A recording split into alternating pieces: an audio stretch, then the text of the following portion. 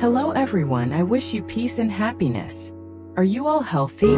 Today, I will continue to tell you about the difficult, scarce and challenging days of Huyen and her mother trying to make a living. They sat on a small bamboo bridge across the canal in front of the house, next to Huyen and Micah and Appo's laundry basket. He bent down, dipped each piece of clothing into the water, and carefully scrubbed them. His rough hands skillfully removed the dirt, then rinsed multiple times in the clear water. The wind from the field blew across, causing the water to ripple, and the surrounding space was strangely quiet. They occasionally looked up towards the house, where Huyen and Micah were still resting. He silently continued washing, hoping that Huyen would recover soon. Huyen slowly took out all the money she had saved and received from benefactors. She sat quietly, staring at each banknote in her hand.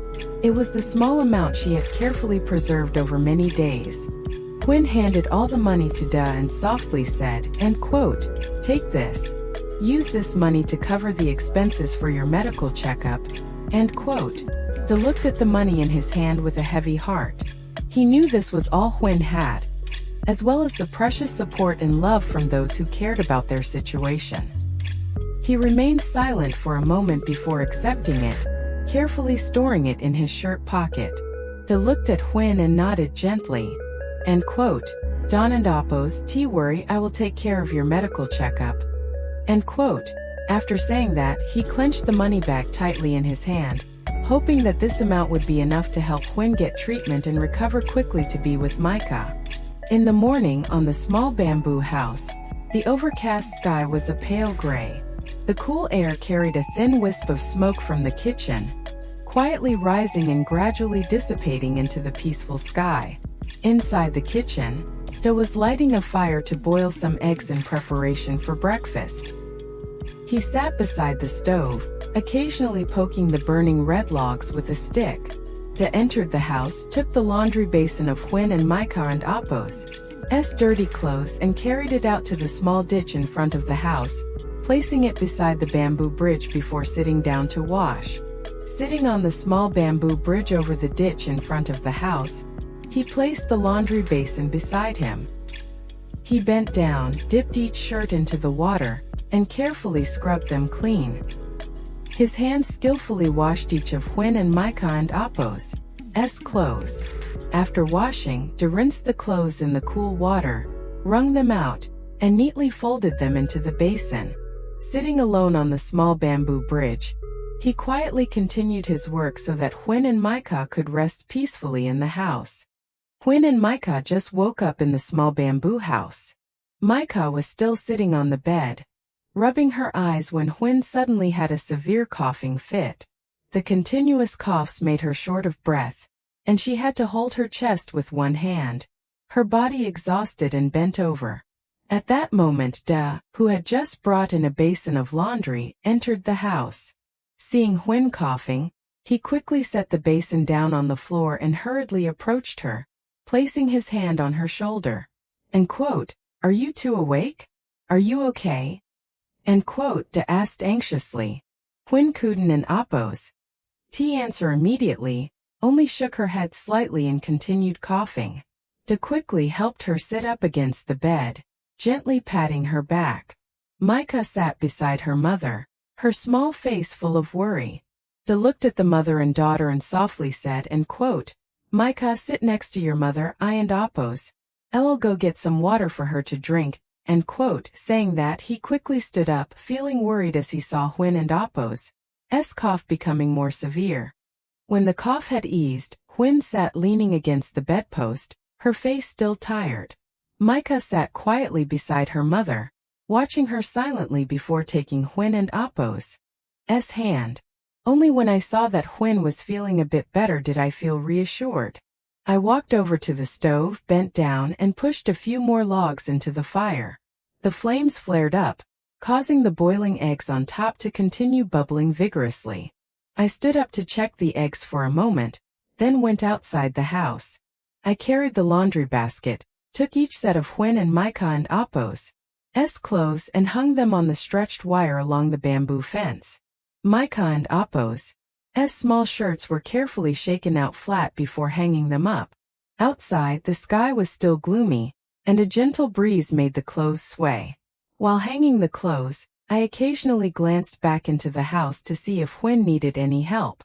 De took a clean towel, brought it to the water jar near the stove, scooped water into the basin for washing, then wrung it out thoroughly.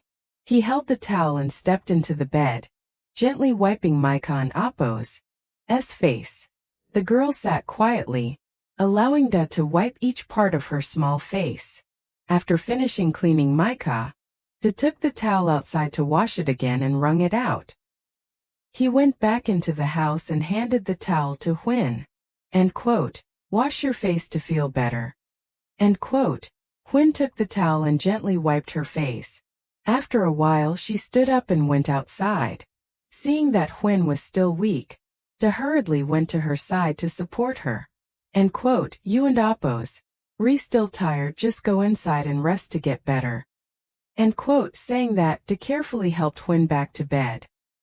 He guided her to sit down, pulled the pillow behind her back to make her comfortable, then was able to stand up confidently. The eggs in the pot are cooked. Da walks over to the stove, carefully using a spoon to scoop each egg into a bowl. He places the bowl of eggs in the middle of a small tray, and then carries the tray inside. Huyen and Micah are sitting on a bamboo bed at this moment. Da sets the tray down in front of the mother and daughter, softly saying, the eggs are ready, you two can have breakfast. Micah looks at the bowl of eggs, her eyes brightening. Huyen glances at Da gently, feeling both touched and guilty for the days he has had to take care of both mother and daughter. Da picked up an egg to peel for Micah, but the boiled egg was still hot. He peeled it while sighing softly, quickly placing his hands on his ears to cool them down. In his flustered state, a piece of eggshell accidentally stuck to his cheek without him noticing. He continued to peel the egg carefully, bowing his head. Huyen sat beside him, noticing the eggshell on Da and Appo's cheek. She gently smiled. Her eyes softened, as if in that moment all fatigue had eased a little. Huyen reached out, gently removing the eggshell from Da and Appo's cheek. Then she suddenly noticed a small streak still on his cheek and wiped it away. Da looked up at Huyen. The two unexpectedly looked at each other and smiled together. In the small bamboo house, amidst the morning still covered in gray clouds, that simple smile made the space feel warmer. The three of them sat together under the thatched roof, sharing eggs with each other. Micah held a small egg in her hand. Huyen only ate a little before giving the rest to the dog. Da sat beside them, smiling softly as he saw the mother and daughter take turns sharing the eggs, and he divided his own portion between the two. The simple breakfast consisted of just a few boiled eggs, yet under the small thatched roof, it was filled with warmth. The three of them ate and talked, their gentle laughter blending into the peaceful morning atmosphere. After finishing, Da carried the tray outside. He took some remaining eggs, divided them into smaller pieces, and placed them in front of Pippi. Pippi, eat nicely. Pippi obediently bowed her head and ate. Da watched the dog finish the eggs before feeling reassured. He carried the tray and dishes to the small stream in front of the house, sat down by the bamboo bridge and began washing. The clear water flowed softly beneath the bridge. As he washed the dishes, he looked up toward the thatched house, where Huyen and Micah were resting after breakfast. I just carried the tray of dishes from the ditch back into the house when I heard Huyen coughing violently. I quickly set the tray down, ran to the bedside, and gently supported Huyen, patting her back softly. The prolonged cough made Huyen struggle to breathe, her body trembling. Suddenly she felt nauseous. Seeing this, I hurriedly helped Huyen to her feet and slowly led her out to the front porch. Huyen bent over and vomited, her face pale and her eyes tired. I stood beside her, holding her shoulder, watching anxiously as her body trembled. Hang in there, just take it easy, I said. When Huyen seemed to be better, I took a cloth to wipe her mouth and carefully helped her back inside. I supported Huyen to sit on the bamboo bed, propping a pillow behind her so she could lean against it. Micah sat beside her, holding her mother and Apo's hand. I looked at the mother and daughter with a worried expression, then sat down beside the bed. De quickly took a glass of water and handed it to Huyen. He sat down beside her, looking at her pale face with concern. Drink some water. Huyen took the glass, sipping small amounts. After she set the glass down, De softly said, Your health and Apos. Okay like this. I and Apos. I'll take you to the provincial hospital for a checkup and a general examination to be sure. Hearing that, Huyen immediately shook her head. I don't and Apos want to go. I don't and Apos want to go. De silently looked at Huyen for a moment, then gently took her hand. I know you and Apos, worried about money. But rest assured I will try to find a way to cover all the costs. First I need to know what and Apos wrong with you. Huyen still shook her head, her eyes showing clear worry. She didn't and Apos wanted to continue worrying about her. De gently pulled Micah closer to Huyen, then looked at her with a serious but compassionate expression. You have to do it for the child. And Micah too. Micah needs your care. You must be healthy so you can take care of Micah. Hearing these words, Huyen looked at Micah, the girl standing right beside her, with her innocent eyes still watching her mother. Huyen couldn't and Apos hold back her tears, immediately hugging Micah tightly and crying uncontrollably. Mom is sorry. Mom will try for Micah.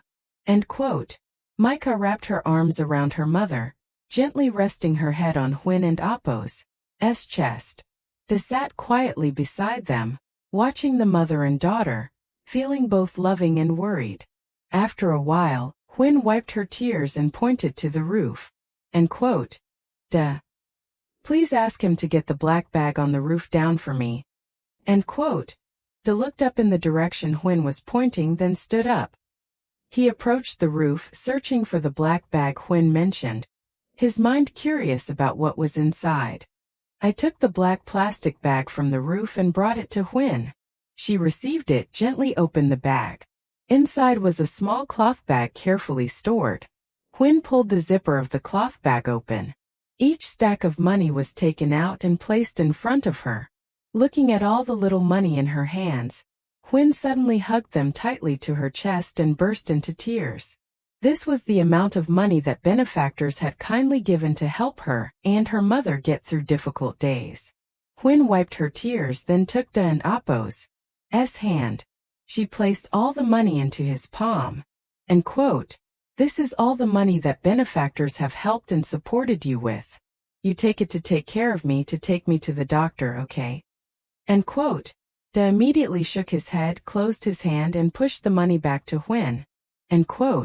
No, I want and Apos accept it. I can manage. You keep this money to take care of Micah. But Huyen still firmly held De and Apos' hand, placing the money back into his hand. She looked at him through her tearful eyes. Take it. I beg you. I want to be healthy. I will try to get stronger for Micah. And for you too. De was silent, watching Huyen. He understood the determination in her eyes. After a moment of silence, De slowly clenched the money in his hand. All right. I will take it. I will take you to the doctor. You must try to get well. Huyen nodded softly, tears still streaming down her cheeks. She turned to hold Micah in her arms. In the small bamboo house, the three of them sat quietly together, hoping that this trip would help Huyen regain her health to continue caring for Micah and to face the days ahead. Let me pack up the things and we will go to the hospital early. Saying that, De stood up and started packing the necessary items for the two of them. He took some clean clothes of Huyen and Micah, folded each set neatly, and put them into a bag.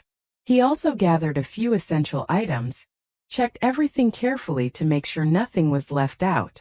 After packing, De approached Micah. He gently took a comb and brushed her messy hair. Micah obediently sat still while he combed her hair, then gathered her small hair and carefully tied it at the back. End quote. All done, Micah, now you and Apo's retidy. End quote. Micah nodded softly. Huyen lay on the bed, watching the two of them, her eyes gentle again. Although she still felt worried inside, she knew she had to try to go for the checkup this time, for Micah and for the people who were with her. De sat down beside Huyen on the bamboo bed, gently holding her hand. End quote. I will take you to the hospital. Try to get well quickly. End quote. Huyen nodded softly, her eyes still tired but with a bit more determination. De helped her sit up slowly, waiting until Huyen was steady before handing her a comb. Huyen took the comb, slowly detangling her messy hair, and then tying it neatly at the back. De turned to get another clean shirt, gently putting it on Huyen. Micah stood beside, obediently waiting for her mother to finish preparing. De carried the bag, then supported Huyen with one arm. The three of them helped each other out of the small bamboo house. Outside, the sky was still overcast, and a gentle breeze blew through the bamboo rows. End quote. Micah, please help carry the bag for me. Let me close the door. End quote. De said and then turned back to the house, carefully checking everything before shutting the door. Huyen was tired at this moment, leaning against the bamboo post in front of the porch, one hand holding onto the post to keep her balance. Micah saw it come out and quickly ran over, helping him by carrying the bag. End quote. Let me carry it for you. End quote. De smiled, nodded, and then went back to close the house door. Before leaving, he looked at Pippi standing on the porch, scooped water into Pippi's bowl and waved goodbye. End quote. Stay at home and take care of the house well. I will take Huyen and Micah to the hospital and come back. End quote. Pippi watched them go, gently wagging her tail. De carefully closed the door and quickly moved to Huyen. He reached out to support her, gently helping her stand upright. End quote. Walk slowly. End quote. Huyen nodded softly. Micah carried her bag beside them. De helped Huyen, while Micah obediently stayed close to her mother. The three of them together left the small bamboo house, slowly walking past the green trees in the garden. Behind them, Pippi still stood at the door, quietly watching the figures of the three until they disappeared from sight. When they reached the gate, De carefully helped Huyen sit on the motorcycle. Seeing that she was still very weak, he took a long shirt and gently wrapped it around Huyen and Apo's body. De sat on the bike, then tied the two sides of the shirt around his waist to keep Huyen steady behind him. He was worried that the road to the hospital was still far and Huyen and Apo's health was fragile. If the road was bumpy, she might lose her balance. After preparing, De lifted Micah onto the front seat. He checked once more, then turned to look at Huyen. End quote. Are you sitting steady? End quote. Huyen nodded softly. Micah also obediently sat in front. De held the handlebars firmly and softly said, end quote, let and Apo's go. End quote. After that he started the motorcycle. The bike gradually rolled forward, taking the three of them away from the small path in front of the bamboo house, beginning their journey to the hospital with hope that Huyen would recover soon. After traveling a long distance, the motorcycle slowly rode along the deserted road. De occasionally looked back to see if Huyen was okay. After a while, he looked ahead and saw Micah dozing off. The girl leaned against De, her eyes closed from exhaustion after the long journey. Seeing a stone bench under the shade of a tree on the sidewalk, De gradually slowed down and pulled the bike over to the side of the road. End quote. Let and Apo's rest for a bit. End quote. He carefully stopped under the tree, intending for all three to take a short break before continuing their journey to the hospital. De holds Micah, who is sleeping soundly, in his arms, and then sits down on a stone bench under a tree. He gently lets the girl lean on him to avoid waking Micah. Then De opens a water bottle and hands it to Huyen. End quote. Drink some water. End quote. Huyen takes the bottle and slowly sips small amounts. After finishing, she hands the bottle back to Da. You drink some. Da takes the bottle, drinks a little, and then sits beside Huyên to rest. Both take a break after the long journey, while Micah remains deeply asleep. After a while, Da looks ahead and slightly worries. We need to keep going or we and Appos. I'll be late for the hospital. He and Huyên gently shake Micah awake. Micah, wake up, dear. Micah stirs slightly and slowly opens her eyes. She is still sleepy, rubbing her small eyes. Da smiles and carries Micah back to the motorbike. After Huyên and Micah are seated securely behind, Da starts the engine. The three of them continue their journey toward the hospital, hoping Huyên will soon be examined and treated. After a long journey, the hospital gate finally appeared before their eyes. Da sighed in relief and gradually drove the motorbike into the parking area. He stopped the bike, turned off the engine, and quickly turned back to help Huyên down. After the long trip, Huyên was even more exhausted, and her steps became slower. Da supported her with one arm, while Micah obediently stood beside, holding a small bag. The three of them helped each other step inside the hospital. Da looked at Huyên with concern as he walked, trying to support her firmly. Hang in there, you and Appos. We're about to see the doctor, he said softly. Huyên nodded slightly. Micah held her mother and Appos' hand tightly, and the three continued to walk through the hospital doors. Huyên sat down on a waiting bench in the hospital, her face still tired from the long journey.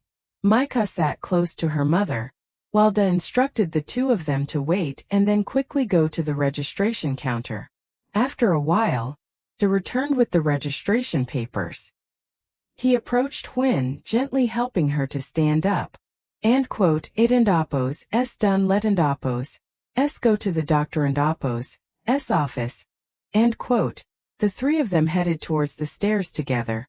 Da supported Huyên on one side. Micah walked closely beside her, holding her mother and Appos' hand. All three slowly ascended to the examination area. When they reached the doctor and Appos' room, they sat down on the waiting bench outside. Huyên leaned back to rest, Micah sat next to her mother, and Da sat beside her, occasionally glancing toward the examination room door. When it was Huyên and Appos' turn to be called, Da immediately stood up, gently helping her into the doctor and Appos' office. Micah also obediently followed beside her mother. After the initial examination, the doctor reviewed Huyên and Appos' condition and then prescribed some additional tests and related examinations to assess her health. Da received the referral slip from the doctor, carefully folded it and said, let and Appos' go we and Appos' I'll complete each item and then see the results with the doctor. The three of them held hands again as they stepped out of the room. Da guided Huyên to walk slowly, while Micah held her mother and Appos' hand. One by one, they went to each room according to the appointment slip. First, Huyên had her blood drawn for testing. Afterward, Da helped her to the ENT room for the doctor to examine her. Next, the three of them continued to the X-ray area. Huyên and Appos' heart and lungs were checked. Then Da took her to the abdominal ultrasound room. Throughout that time, Da was always by Huyên and Appos' side, sometimes holding her hand, sometimes fetching water for her to drink. Micah also obediently stayed close to her mother. After completing all the tests, Huyên was quite exhausted. Da looked at her and softly said, take a rest for a bit. We and Appos' finished all the tests and now we just wait for the results for the doctor to see what and Appos' wrong. Huyên nodded gently and leaned on Da and Appos' shoulder. The three of them helped each other back to the waiting bench, waiting for the results with many worries and hopes. After receiving the test results, Da, Huyên and Micah returned to the doctor and Appos' office. The doctor carefully reviewed each result and said that Huyên and Appos' health condition needed further monitoring, and that she must be hospitalized for additional tests. Hearing this, Da nodded softly. Yes, doctor, End quote. De took the referral paper and quickly went to the registration counter. He completed the necessary procedures and then returned to where Huyen and Micah were waiting. End quote. Done lettend appos, go to the hospital room to rest. End quote. De helped Huyen stand up. Micah held her mother and appos' hand, while De supported Huyen step by step toward the hospital room. Upon arrival, De gently helped Huyen sit on the bed and place their bags beside them. Micah stood close to her mother, and De looked at Huyen with concern. End quote. Just rest, sweetheart. I and appos am here with you. End quote. Huyen nodded softly and leaned against the bed and appos' headboard. After the long journey and multiple examinations, she was exhausted. De pulled up a chair and sat beside, quietly staying to care for the two of them. The doctor came to the hospital room, checked Huyen and appos' condition, and then proceeded to set up an 4-line and administer fluids for her. Huyen lay still on the bed, her arms placed neatly beside her. De sat beside her, watching the drip bottle drop slowly, then gently said, End quote. Rest and get well. I and appos' I'll take Micah to buy some porridge. End quote. Huyen nodded softly. De stood up, holding Micah and appos' small hand. End quote. Let an appos' go Micah, we and appos' re going to buy porridge for mom. End quote. The two of them held hands and went down to the hospital cafeteria. Upon arrival, De bought a hot bowl of porridge and carefully held it in his hands. After purchasing, he took Micah and appos' hand again, and the two of them returned to the hospital room. On the way, Micah kept glancing at the bowl of porridge in De and appos' hands, eager to get back to her mother. As soon as he entered the room, De placed the porridge on the bedside table and looked up at the 4-bag. Seeing that the fluid was almost finished, he immediately became worried and turned to Huyen. End quote. Lie still, I and appos' I'll go call the doctor. End quote. Saying that, De quickly ran to the nurse and appos' station. End quote. Doctor, the patient and appos' 4 fluid is almost out. End quote. The doctor immediately stood up, grabbed the necessary equipment and followed De back to the ward. Upon reaching the bed, the doctor checked the 4-bag in Huyen and appos' 4-line, then gently removed the 4 and pulled out the needle. Huyen winced slightly from the pain. De stood beside her, holding her hand. End quote. Hold on a little longer, dear. End quote. The doctor treated the site where the needle was removed, advised Huyen to rest and monitor her condition further. De thanked the doctor and then returned to the bedside, pulling a chair to sit next to Huyen. Micah stood nearby, looking at her mother and then at the porridge on the table. De placed the bowl of porridge on the table, opened it, and scooped a small spoonful. He carefully blew on the porridge to cool it down and then brought it to Micah and appos' mouth. End quote. Micah, eat a little, okay? End quote. Micah obediently ate each spoonful. De fed her patiently, waiting until she swallowed before scooping the next spoon. But after a few bites, Micah shook her head, not wanting to eat anymore. Seeing that, De didn't and appos' force her. He set the spoon down, covered the bowl, and turned to hand the bowl of porridge to Huyen. End quote. Eat a little, you and appos', we've been tired all day. End quote. Huyen took it and slowly ate each small spoonful. De and Micah sat beside her, quietly watching her. Micah leaned against the side of the bed, while De occasionally asked Huyen if she felt tired or uncomfortable anywhere. After Huyen finished eating porridge, De tidied up the dishes and then walked out with Micah to the stone bench outside the hospital yard. In the evening, the outdoor air was cooler, and a gentle breeze blew through the trees, making the two relatives feel comfortable. De took out a piece of bread, gave a piece to Micah, and sat down beside her. End quote. Eat, Micah. End quote. Micah held the small piece of bread, obediently eating each bite. De also sat beside her, eating his own portion, occasionally glancing at the girl. After a while, Micah started to feel tired. She gently leaned on De, her head resting on his arm. De said nothing, only sitting quietly so Micah could lean on him. The two relatives sat under the tree in the hospital yard, eating bread and quietly resting. Inside the hospital room, Huyen was still lying down resting, while De only hoped she would recover soon so that the three of them could return to their small bamboo house. De returned to the hospital room, gently helping Huyen to stand up, and quote, "You go outside and sit for a bit to get some fresh air." And quote, Huyen nodded softly. De carefully supported her as they stepped out into the hospital yard, with Micah walking closely beside her mother. The three of them sat down on a stone bench under the shade of a tree, enjoying the cool breeze after a long tiring day. After sitting for a while, De looked at the sky, which had darkened completely, and turned to Huyen. And quote, "Let and oppose.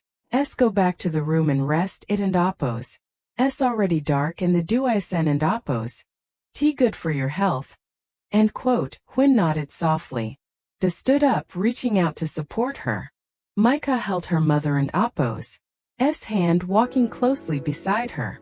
The three of them helped each other back into the hospital room. De helped Huyen lie down on the bed, and Micah obediently lay close to her mother.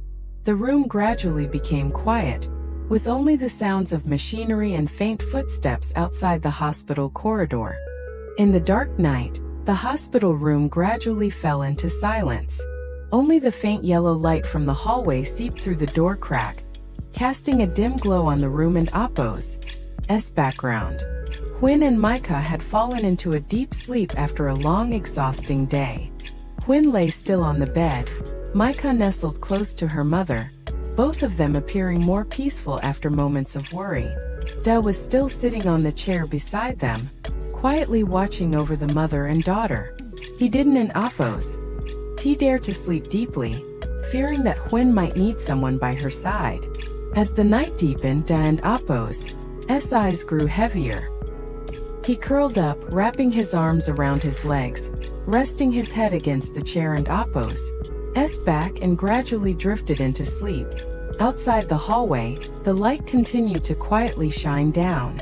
In the small room, the three of them, after a long day, finally found peace.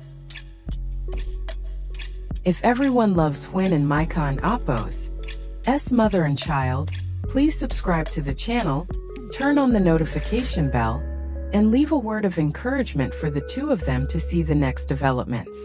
Every follow and every loving comment from everyone will be a source of comfort and strength to help Huyen get through difficult times. Thank you all very much.